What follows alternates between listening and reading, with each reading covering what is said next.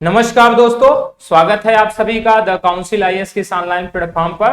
Daily current affair की class एमआईक्यू question series की आपकी शुरू हो गई, जिसमें हम एमसीक्यू क्वेश्चन लेकर के आ रहे हैं एमआईक्यू के रूप में, यानी मोस्ट इंपॉर्टेंट क्वेश्चन की सीरीज के रूप में लेकर आ रहे हैं। और ये हमारी क्लास यूपीएससी, यूपी पीसीएस और अदर स्टेट पीसीएस के साथ साथ अन्य प्रतियोगी परीक्षाओं के लिए भी इंपॉर्टेंट है, तो आप लोग जल्द से जुड़ जाएं और प्लीज वीडियो को शेयर भी कर दें आप लोग। और आपके लिए सूचित कर दूं कि आज से हमारे यहाँ ऑफलाइन क्लासेज में यूपीएससी, यूपी पीसीएस और बीपीएससी और एमपी पीसीएस के प्री एग्जाम को देखते हुए, 2022 के प्री एग्जाम को देखते हुए हमारे यहाँ ऑफलाइन निःशुल्क कक्षाएं करंट अफेयर की उपलब्ध करवाई जा रही है, जिसमें प्रत्येक सब्जेक्ट के अलग अलग टीचर्स द्वारा, जो संस्थान के हमारे विशेषज्ञ उनके द्वारा ये डिस्कस किया जाएगा। तो आज यानी 27 से आज से साइंस एंड टेक्नोलॉजी की क्लास, वो साइंस टेक्नोलॉजी जो करंट अफेयर से है, तो यानी साइंस एंड टेक्नोलॉजी का वो भाग जो करंट अफेयर से रिलेटेड है और जहां से करंट के क्वेश्चन ज्यादा बनने की संभावना होती है, उसको लेकर के डॉक्टर सलीम सर आ रहे हैं। तो आज से क्लासें स्टार्ट हो गई, तो आप लोग आकर के क्लास ज्वाइन कर लीजिए और इसको करिए आप लोग। ये बिल्कुल निःशुल्क आप लोगों के लिए दी गई है, तो आप लोग इसका फायदा लेकर के इस बार यूपीएससी या यूपी पीसीएस या बिहार पीसीएस आप दे रहे हैं या एमपी पीसीएस दे रहे हैं, जो प्री के एग्जाम दे रहे हैं, उसके लिए बड़ा ही रामबाण सिद्ध होने वाला है। तो आप लोग आकर के उसमें ज्वाइन हो सकते हैं और क्लास को ले सकते हैं। अभी साइंस टेक्नोलॉजी की क्लास उसमें आज से शुरू हुई है, उसके बाद साइंस की जैसे समाप्त होती अन्य सब्जेक्ट की आपको क्लासें मिल जाएंगी और उसका आपको समय समय पर सूचित करते रहेंगे हम।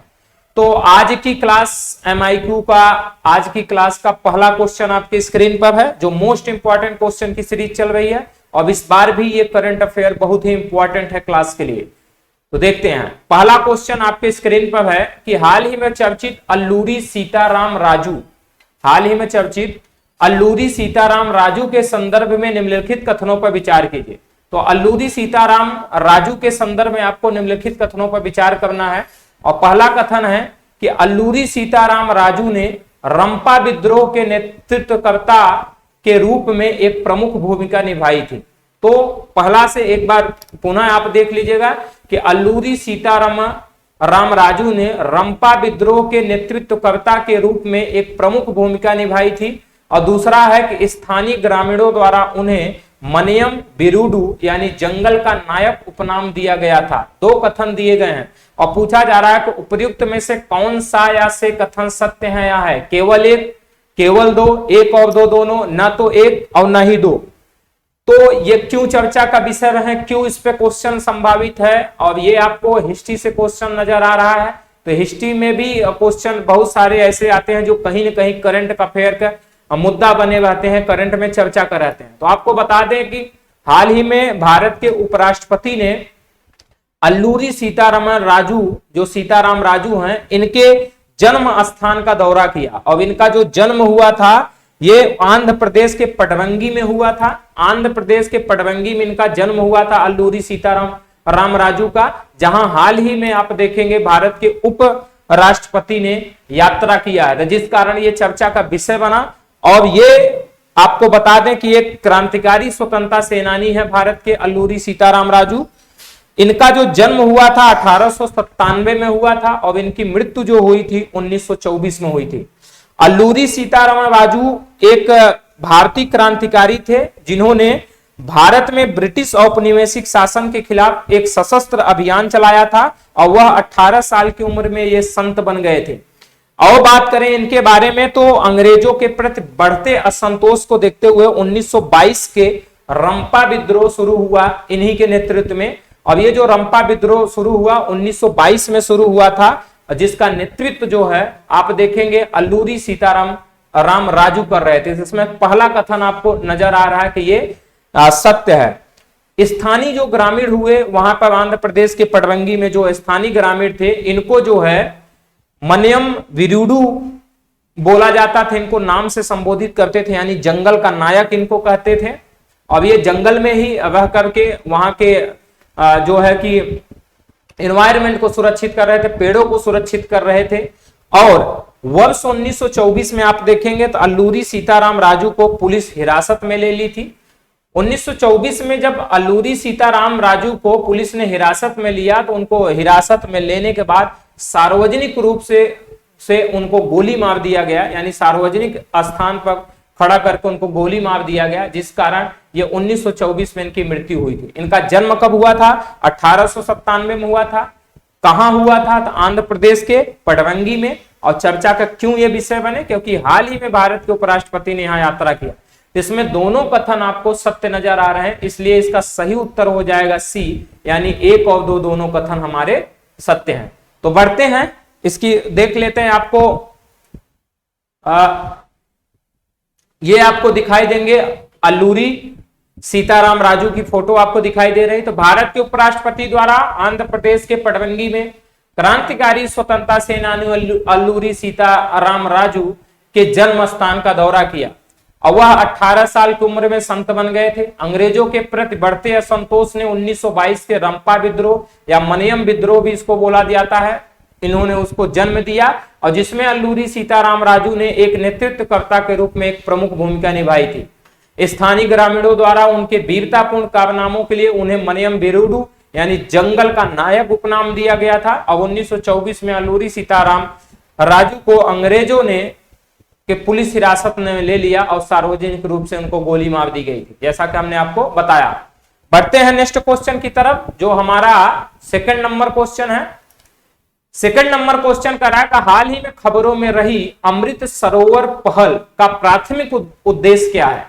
अमृत सरोवर पहल का प्राथमिक उद्देश्य क्या है, यह पूछा जा रहा है। ऑप्शन ए है जंगल निकायों का कायाकल्प, जल निकायों का कायाकल्प, पहला ऑप्शन है। दूसरा है पक्षियों की सुरक्षा और सी है ए और बी दोनों और डी है इनमें से कोई नहीं। तो आपको बता दें कि हाल ही में अमृत सरोवर पहल के तहत आजादी का अमृत महोत्सव के एक हिस्से के रूप में प्रत्येक जिले में 75 जल निकायों का विकास और कायाकल्प किया जाएगा, ये बोला जा रहा है। अब ये जो 75 जिले हैं कौन से हैं? ये उत्तर प्रदेश के बात चल रही। उत्तर प्रदेश के ये जिले 75 हैं जहां जल निकायों का विकास और कायाकल्प किया जाएगा। अब आपको बता दें कि भारत का पहला अमृत सरोवर जो है उत्तर प्रदेश राज्य के रामपुर की ग्राम सभा पटवई में बनकर तैयार हो गया है। तो उत्तर प्रदेश पीसीएस के लिए इंपॉर्टेंट क्वेश्चन यहां से दिख रहा है कि भारत का पहला अमृत सरोवर जो है वो उत्तर प्रदेश राज्य में बनाया गया है। अब उत्तर प्रदेश के किस जिले में? तो रामपुर में आपको दिखाई देगा। और रामपुर के किस गांव में? तो आपको पटवई में बनकर के तैयार ये हो गया है, पटवई में बनकर तैयार हुआ। और रामपुर में आप देखेंगे 75 तालाबों की अमृत सरोवर के रूप में विकसित करने के लिए चुना गया है। इसको जो है अमृत सरोवर पहल पूरे भारत में इसको स्थापित किया जाएगा। और ऐसा कहा गया है कि प्रत्येक जिले में जो है, और ये पूरे भारत को अब कवर करेगा, तो भारत के प्रत्येक जिले में 75 जल निकायों का विकास और कायाकल्प किया जाएगा। इस तरह से आपको दिखाई दे रहा है कि जल निकायों के कायाकल्प की ये बात कर रहा है, कायाकल्प की। तो इसका सही उत्तर ए हो जाएगा, यानी इसका सही उत्तर क्या है? ए आपको नजर आएगा। तो देखते हैं और बढ़ते हैं, इसके आपको दिखाते हैं कायाकल्प में। तो अमृत सरोवर पहल के तहत आजादी का अमृत महोत्सव के हिस्से के रूप में प्रत्येक जिले में 75 जल निकायों का विकास और कायाकल्प होगा। भारत का पहला अमृत सरोवर उत्तर प्रदेश राज्य के रामपुर की ग्राम पंचायत पटवई में बनकर तैयार हो गया है। और रामपुर में 75 तालाबों को अमृत सरोवर के रूप में विकसित करने के लिए जो है चुना गया है। तो बढ़ते हैं नेक्स्ट क्वेश्चन की तरफ, जो हमारा थर्ड नंबर क्वेश्चन है। और थर्ड नंबर क्वेश्चन कराया कि निम्नलिखित कथनों पर विचार कीजिए। पहला है कि जम्मू जिले की पल्ली पंचायत को इस वर्ष पंचायती राज दिवस समारोह के रूप में चुना गया है। फिर से देखिएगा, जम्मू जिले की पल्ली पंचायत को इस वर्ष पंचायती राज दिवस समारोह के रूप में चुना गया है। और दूसरा है पहला राष्ट्रीय पंचायती राज दिवस वर्ष 2010 में मनाया गया था। और पूछा जा रहा है कि उपयुक्त में से कौन सा या से कथन सत्य है या है? केवल एक, केवल दो, एक और दो दोनों, न तो एक और न ही दो।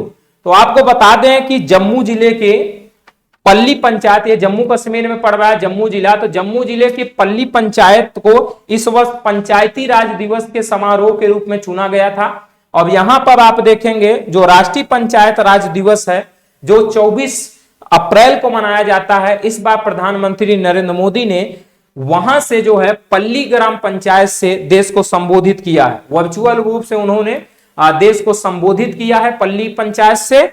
और इस अवसर पर आप देखेंगे देश विदेश के प्रसिद्ध उद्योगपतियों की मौजूदगी थी, जिसमें 38,082 करोड़ रुपए के औद्योगिक विकास योजनाओं की आधारशिला भी इसमें रखी गई। अब आपको बताएं तो विज्ञान और प्रौद्योगिकी मंत्रालय के वैज्ञानिक एवं औद्योगिक अनुसंधान विभाग के अंतर्गत कार्यरत भारत सरकार के उद्यम सेंट्रल इलेक्ट्रॉनिक्स लिमिटेड द्वारा 20 दिनों के रिकॉर्ड समय में पल्ली में ग्राउंड माउंटेन सोलर पावर संयंत्र स्थापित किया जा रहा है। अब इसमें पल्ली पंचायत के घरों को जो है स्वच्छ बिजली मिल सकेगी, जिससे यह भारत के ग्राम ऊर्जा स्वराज कार्यक्रम के तहत पहली कार्बन न्यूट्रल पंचायत बन जाएगी। पल्ली पंचायत की बात चल रही। अब आपको बता दें कि पहला राष्ट्रीय पंचायत राज दिवस वर्ष 2010 में मनाया गया था और 2010 से आप देखेंगे प्रत्येक वर्ष 24 अप्रैल को राष्ट्रीय पंचायती राज दिवस मनाया जाता है। अब अगर पंचायती राज की बात करें तो ये जो पंचायती राज है भारतीय संविधान के अनुच्छेद 40 में पंचायतों का उल्लेख किया गया है। अब अनुच्छेद 246 में आप देखेंगे तो राज्य विधानमंडल को स्थानीय स्वशासन से संबंधित किसी भी विषय के संबंध में कानून बनाने का अधिकार दिया गया है। इसमें से आपको समझ में आया कि ये दोनों कथन हमारे सत्य हैं, इसलिए इसका सही उत्तर हो जाएगा सी, यानी 1 और 2 दोनों कथन हमारे क्या हैं, सत्य हैं। तो इसको देखते हैं, जैसा कि हमने आपको व्याख्या बताया, तो इसको देखते हैं हम लोग। यह आपको दिख रहा है कि जम्मू जिले की पल्ली पंचायत को इस वर्ष पंचायती राज दिवस के रूप में चुना गया है और पहला राष्ट्रीय पंचायत राज दिवस 2010 में मनाया गया था। प्रत्येक वर्ष 24 अप्रैल को राष्ट्रीय पंचायती राज दिवस मनाया जाता है। अब अनुच्छेद 40 में पंचायतों का उल्लेख किया गया है और अनुच्छेद 246 में राज्य विधानमंडल को स्थानीय स्वशासन से संबंधित किसी भी विषय के संबंध में कानून बनाने का अधिकार मिला है। वहीं आपको बात करें स्थानीय स्तर पर लोकतंत्र की स्थापना करने के लिए 73वें संविधान संशोधन अधिनियम 1992 के माध्यम से पंचायती राज संस्थान को संवैधानिक स्थिति प्रदान की गई और उन्हें देश में ग्रामीण विकास का कार्य सौंपा गया है। तो बढ़ते हैं नेक्स्ट क्वेश्चन की तरफ, जो हमारा आज का चौथा क्वेश्चन है। और चौथा क्वेश्चन कह रहा है कि अप्रैल मई 2022 में होने वाले खेलो इंडिया यूनिवर्सिटी गेम्स 2021 का आयोजन स्थल कौन सा है। फिर से देखिएगा, बड़ा इंपॉर्टेंट क्वेश्चन है इस बार। अप्रैल मई 2022 में होने वाले खेलो इंडिया यूनिवर्सिटी गेम्स 2021 का आयोजन स्थल कौन सा है। ऑप्शन ए है बेंगलुरु, बी है लखनऊ, सी है पटना और डी है हैदराबाद। तो आपको बता दें कि ये जो है कि 24 अप्रैल 2022 से, कब से, 24 अप्रैल 2022 से 3 मई 2022 तक बंगलुरु में खेलो इंडिया यूनिवर्सिटी गेम्स 2021 का आयोजन हो रहा है और मेजबानी कौन कर रहा है, तो बंगलुरु कर रहा है। तो बंगलुरु ये आयोजन कर रहा है यानी मेजबानी कर रहा है। और कब से कब तक ये खेला जाएगा खेलो इंडिया यूनिवर्सिटी गेम्स 2021, तो 24 अप्रैल से 3 मई 2022 तक ये खेला जाएगा। तो मेजबानी कौन सा देश कर रहा है, बंगलुरु कर रहा है। तो इसका सही उत्तर ए आपको दिखाई देगा। देश भर के आप देखेंगे 190 विश्वविद्यालय के 4500 से अधिक प्रतिभागी जो है खेलो इंडिया यूनिवर्सिटी गेम्स में एक दूसरे के साथ प्रतिस्पर्धा करते हुए नजर आएंगे। और इस आयोजन के दौरान एथलीट मल्लखंभा और योगासन जैसे स्वदेशी खेलों सहित 20 विभिन्न खेलों में यहां पर भाग लेने को लोगों को मौका मिल रहा है। तो इसका सही उत्तर क्या हो जाएगा, ए हो जाएगा, यानी बंगलुरु खेलो इंडिया यूनिवर्सिटी गेम्स 2021 का आयोजन स्थल है। तो इसका उत्तर क्या मिला आपको, ए मिला। देखिए आपको जो हमने बताया आपको, तो सेकंड खेलो इंडिया यूनिवर्सिटी गेम से आपको ये दिखाई दे रही बेंगलुरु में, जैसा कि आपको एक इमेज में दिखाई दे रही। तो 24 अप्रैल 2022 से 3 मई 2022 तक बेंगलुरु में खेलो इंडिया यूनिवर्सिटी गेम्स 2021 की मेजबानी की जा रही है। और देश भर में 190 विश्वविद्यालयों के 4500 से अधिक प्रतिभागी खेलो इंडिया यूनिवर्सिटी गेम्स में एक दूसरे के साथ प्रतिस्पर्धा करेंगे। और आयोजन के दौरान एथलीट मल्लखंभा और योगासन जैसे स्वदेशी खेलों सहित 20 विभिन्न खेलों में भाग लोग लेंगे। इस तरह से ये क्वेश्चन रहा। बढ़ते हैं नेक्स्ट क्वेश्चन की तरफ, जो हमारा 5 नंबर क्वेश्चन है। 5 नंबर क्वेश्चन कह रहा है कि हाल ही में चर्चित केंद्रीय प्रशासनिक अधिकरण के संदर्भ में निम्नलिखित कथनों पर विचार कीजिए। तो केंद्रीय प्रशासनिक अधिकरण के संदर्भ में बात है, ये पॉलिटी से संबंधित क्वेश्चन बन सकता है। और पहला ऑप्शन है इसमें, पहला कथन है कि इसकी स्थापना संविधान के अनुच्छेद 323 के ए के तहत की गई थी। दूसरा है कि किसी उच्च न्यायालय का वर्तमान या सेवानिवृत्त न्यायाधीश इसका अध्यक्ष होता है। दो कथन दिए गए और पूछा जा रहा है उपयुक्त में से कौन सा या से कथन सत्य है या है, केवल एक, केवल दो, एक और दो, दोनों, न तो एक और न ही दो। तो आपको बता दें कि हाल ही में केंद्रीय प्रशासनिक अधिकरण ने जो है वरिष्ठ नागरिकों और पेंशन भोगी जो हैं जैसे आवेदकों के मामले में समाधान के लिए अधिकरण की जो सभी आप देखेंगे 19 पीठ हैं जो केंद्रीय प्रशासनिक अधिकरण की, उन पीठों में एक विशेष अभियान चलाया है जिस कारण ये चर्चा का विषय बनाते हैं। तो केंद्रीय प्रशासनिक अधिकरण की कुल कितनी पीठें हैं? 19 पीठें हैं और 19 पीठों में इन्होंने एक अभियान चलाया है। किस लिए अभियान चलाया है? ताकि वरिष्ठ नागरिक जो हैं और वरिष्ठ पेंशन भोगी हैं उनके आवेदकों के मामले में जो समाधान हो सके उसको करना है। अब अगर बात करें केंद्रीय प्रशासनिक अधिकरण की तो इसकी स्थापना संविधान के अनुच्छेद 323 के ए के तहत की गई थी। और ये जो है इसमें जो प्रशासनिक अधिकरण होंगे इसका अध्यक्ष जो होता है उच्च न्यायालय का वर्तमान या सेवानिवृत्त न्यायाधीश जो होता है इसका उच्च जो है केंद्रीय प्रशासनिक अधिकरण का ये अध्यक्ष आपको नजर आएगा। इसके दोनों कथन सत्य हैं इसलिए इसका सही उत्तर हो जाएगा सी, यानी एक और दो दोनों कथन हमारे सत्य हैं। देखते हैं इसके बारे में कुछ और। देखिए आपको सेंट्रल एडमिनिस्ट्रेटिव ट्रिब्यूनल्स आपको दिखाई दे रहा है, यानी केंद्रीय प्रशासनिक अधिकरण, CAT इसको शॉर्टकट में बोलते हैं, ने वरिष्ठ नागरिकों पेंशन भोगियों जैसे आवेदकों के मामलों के समाधान के लिए अभिकरणों की सभी 19 पीठों में एक विशेष अभियान चलाया है। तो पॉलिटी से संबंधित ये क्लास आपको ये क्वेश्चन नजर आ रहा है और संभावित क्वेश्चन ये है कि पूछा जा सकता है।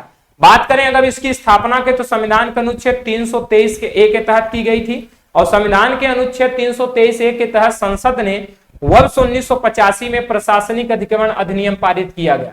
तो इसी अनुच्छेद के तहत संसद ने 1985 में प्रशासनिक अधिकरण अधिनियम पारित किया था और इस अधिकरण के तहत केंद्र सरकार को एक केंद्रीय प्रशासनिक अधिकरण और राज्य प्रशासनिक अधिकरण की स्थापना करने हेतु अधिकृत करता है। ये जो अधिनियम पारित हुआ 1985 में प्रशासनिक अधिकरण अधिनियम, इसके तहत ये व्यवस्था की जा रही है। अब अगर बात करें इस अधिकरण की स्थापना तो राजीव गांधी के प्रधानमंत्रित्व काल में हुई थी।